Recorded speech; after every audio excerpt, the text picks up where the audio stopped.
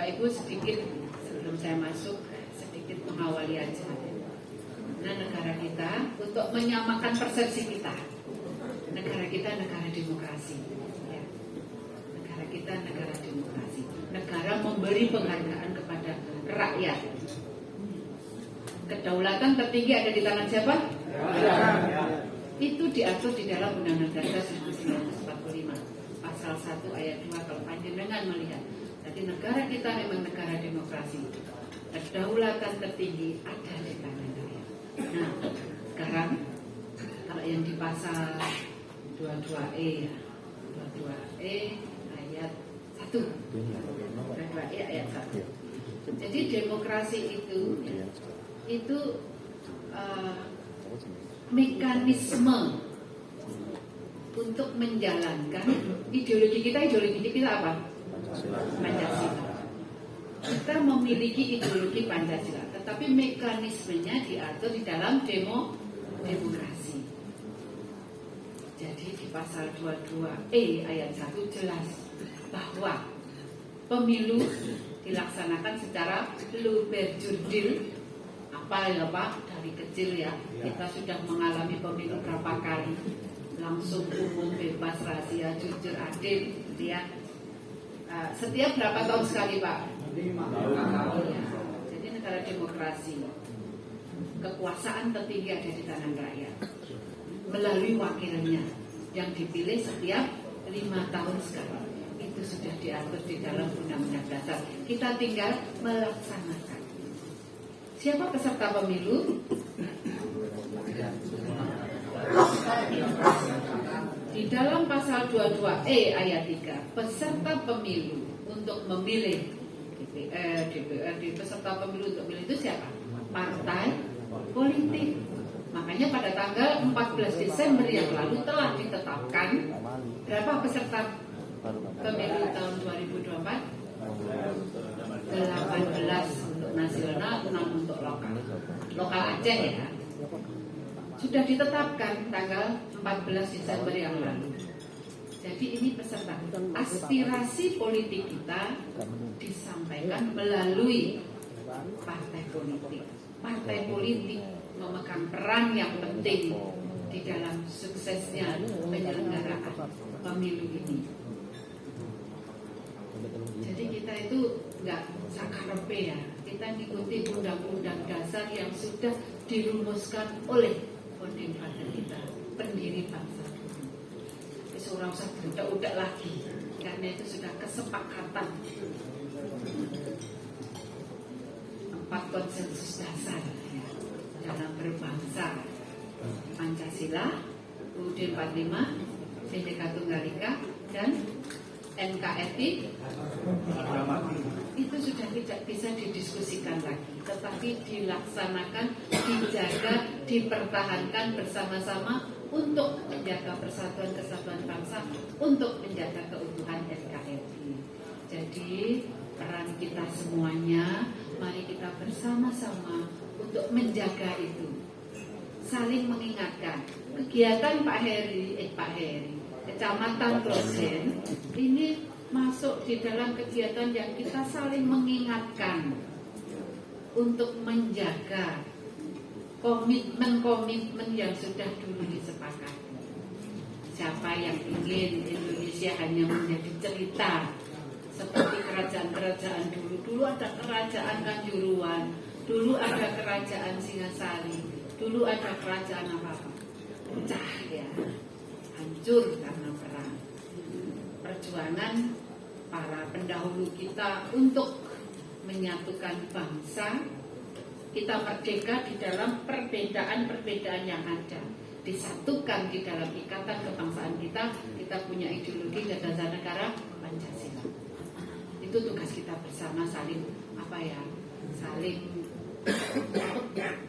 saling menguatkan, memelihara, menjaga keutuhan itu agar Indonesia tetap utuh sampai selamanya. Itu berat. Kalau dulu perangnya kan lawannya jelas, Dumur, Putih, Bangir, Petok lawannya. Sekarang dengan perkembangan zaman oleh orang. Mudah kita mengubah pola pikir orang dengan kemajuan teknologi informasi. Tugas kita bersama itu berat, tidak gampang. Jadi itu yang harus kita waspadai bersama. Bapak Ibu yang saya hormati, saya masuk ke pemilu ya. Sukses pemilu dulu ya, yang kita pahami bersama. Karena butuh peran serta kita. Sukses pemilu halaman berikut sebelumnya. Nah, kita bilang sukses, mari kita sukseskan pemilu 2024. Mari kita agar pemilu berjalan dengan aman, lancar dan sebagainya. Ukuran indikator dari sukses pemilu itu ya sukses proses dan sukses hasil. Sukses prosesnya berjalan dengan aman, berjalan dengan tertib, mengikuti aturan yang ada, ya, tepat waktunya, dan setiap tahapan kan ada tahapan pemilu, tahapan dan jadwal diatur di dalam PKPU nomor 3 tahun 2022. Jadi tahapan-tahapan itu sudah ada. Kalau akan merubah tahapan pasti ada prosesnya lagi. Dengar-dengar ada yang mau, ada yang mau maju jadwalnya, tidak tahu penetapan DJT caleg-caleg itu kayaknya, tapi masih diproses. Jadi kami tetap berpedoman kepada PKPU nomor 3 tahun 2002 sebelum ada perubahan. Jadi di penjadwalan untuk besok tanggal 19 sampai 25 November apa Bapak-bapak Ibu-ibu? Kurang ganteng. Pendaftaran capek. Sudah dahar apa ya? Ya. Belum. Pak, jadinya belum rata itu. Jadi tanggal 19 Oktober sampai 25 November sesuai dengan jadwal yang diatur di dalam PKPU itu pendaftaran sampai penetapannya nanti. Apa? Nah, pendaftarannya, penjadwalannya sudah diatur dan itu pasti sekarang sudah mulai bukan hanya hangat ya, sudah menuju ke rotok-rotok. Panjenengan yang merasakan. Juga selain sukses proses, sukses hasil atau substansinya. Untuk apa sih pemilu?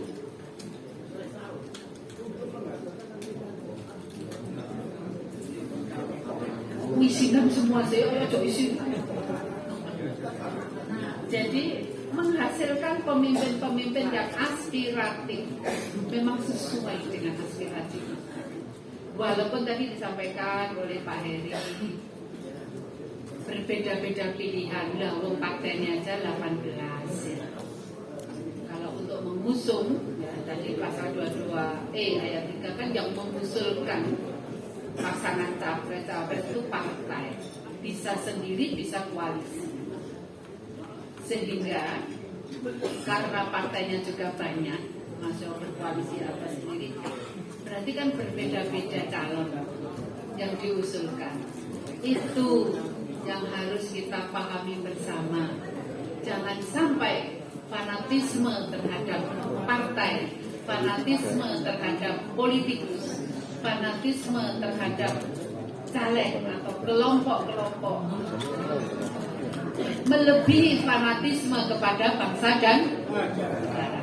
Itu yang harus kita pegang. Saya yakin kalau masyarakat Klojen tadi itu kan disampaikan seduluran salawasi, sehingga kompetisi di dalam pemilu itu kan kompetisi, namanya pengen menang kan semuanya, semua pasti pengen menang.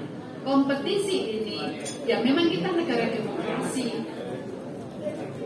Negara demokrasi ya memang ada setiap 5 tahun ada pemilu untuk memilih calon pemimpin. Kompetisi biar kompetisi berjalan tanpa ada bentrokan. Kompetisi yang damai, kompetisi yang adem. karena memang pilihannya berbeda, saling menghormati, saling menghargai. Jadi nomor satu, kita tetap memelihara persatuan dan kesatuan. Kita tetap memelihara kondusivitas wilayah kita. Kita pelihara kondusivitas dari Kota Malang, dari wilayah Kecamatan Projen. Lanjut. Jadi di negara demokrasi itu pemilu itu hanya sarana kedaulatan rakyat. Sarana kedaulatan rakyat untuk memilih pemimpin-pemimpin kita.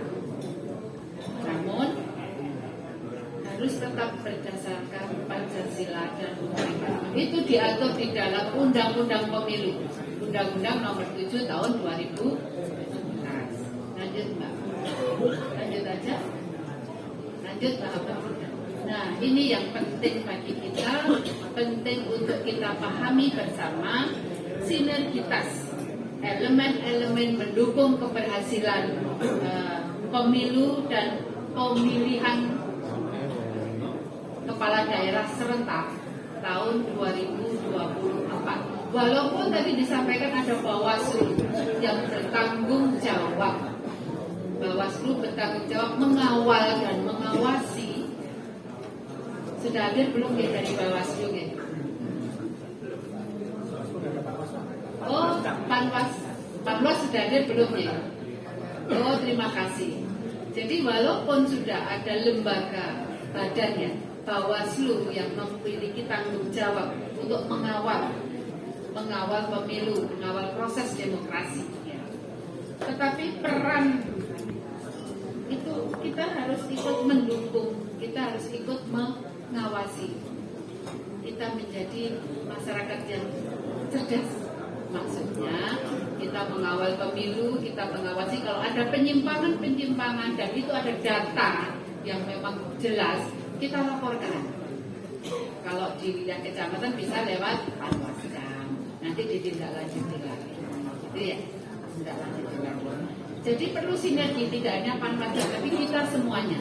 Perlu sinergi elemen-elemen mendukung keberhasilan pelaksanaan penyelenggaraan pemilu dan pilkada serentak. Yang pertama,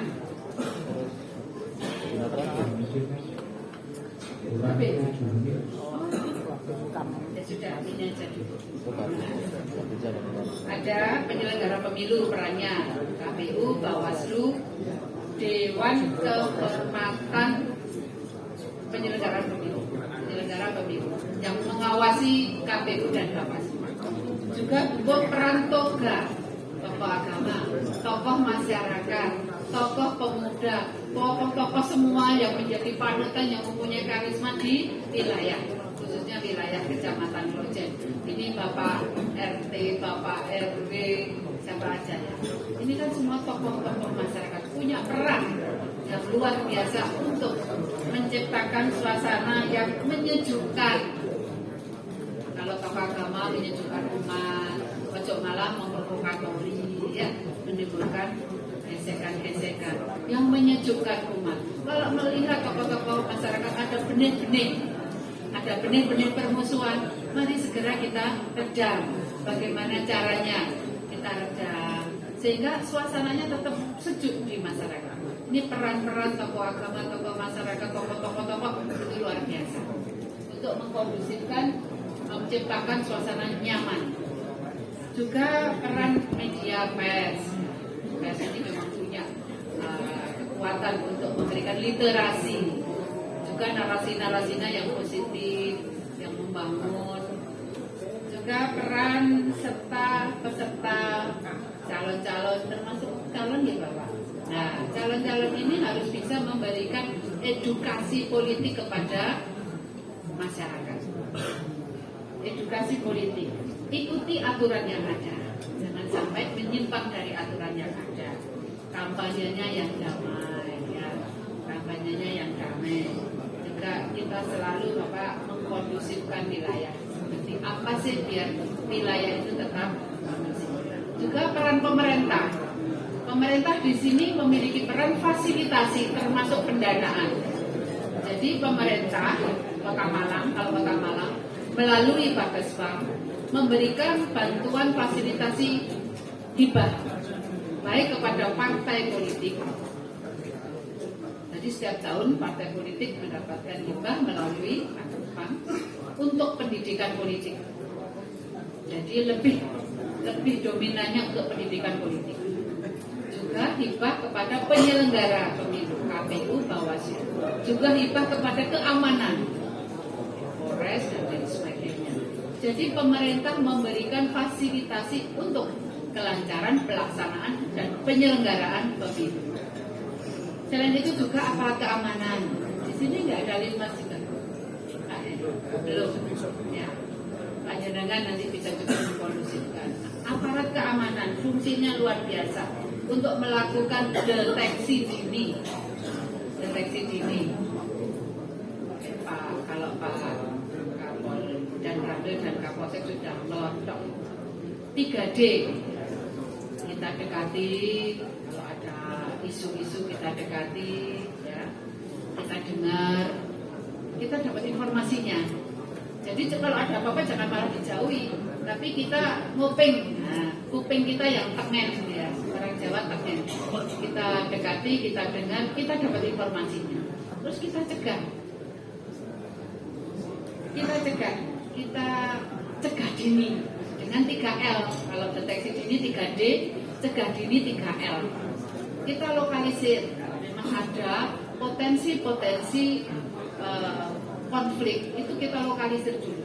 Apalagi Pak RT, kita lokalisir, biar tidak meremeh kemana-mana, kita lokalisir.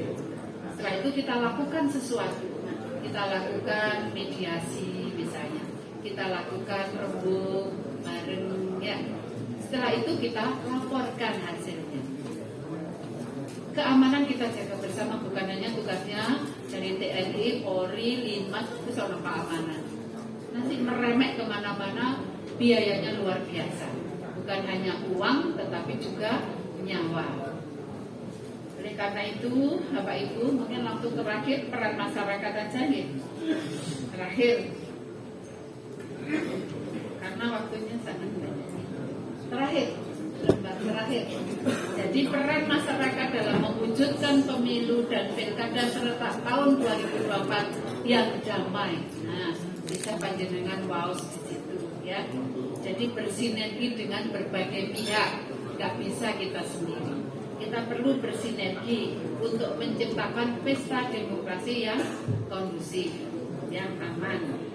Selain itu kita juga memberikan edukasi di lingkungan kita untuk informasi-informasi yang nggak bertanggung jawab jangan diterima mentah-mentah, karena informasi itu bisa menimbulkan kebencian sesama kita. Wong dulure dhewe, semua itu saudara kita, seduluran salawase. Jangan sampai informasi itu menebar rasa kebencian, akhirnya menjadi bentrok. Kita harus bijak di dalam mengakses informasi.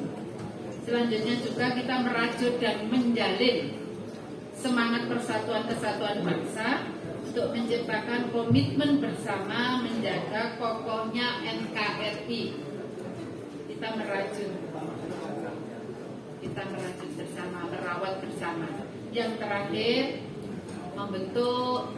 bergabung dengan komunitas-komunitas yang bertujuan meningkatkan toleransi antar masyarakat, karena kita paham negara kita itu majemuk, Kota Malang majemuk, ada suku-suku berbeda, ada agama berbeda, bahasa berbeda, dari daerah-daerah banyak berbeda, tetapi kita disatukan, kita mempunyai pemersatu bangsa, Pancasila. Jadi itu jangan hanya diapalkan, kita nyanyikan Indonesia Raya hanya di sekedar sebutan, tetapi kita harus memaknai secara mendalam dan kita implementasikan dalam kehidupan kita sehari-hari dalam bermasyarakat, berbangsa dan bernegara. Saya yakin panjenengan kan sudah di wilayah. Ayo gotong royong kita bersihkan lingkungan kita. Ayo gotong royong kita jaga keamanan kita. Ayo gotong royong kita mendukung program-program pemerintah untuk kesejahteraan kita bersama dan lain sebagainya.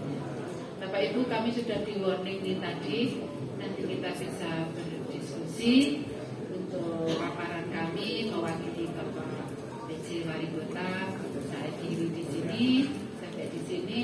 Kalau ingin berdiskusi misalnya di Bagas Pamonggo, kami membuka pintu panjenengan semua karena keterbatasan tenaga dan waktu untuk kunjungan ke wilayah-wilayah sangat terbatas. Tapi kalau panjenengan ingin telepon atau hadir, kami persilakan.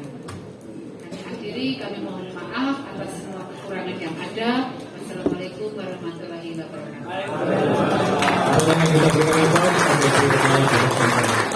Oke, baik Pak sahabat semuanya, ini kelihatannya sudah mulai agak melentruk ya. Panjenengan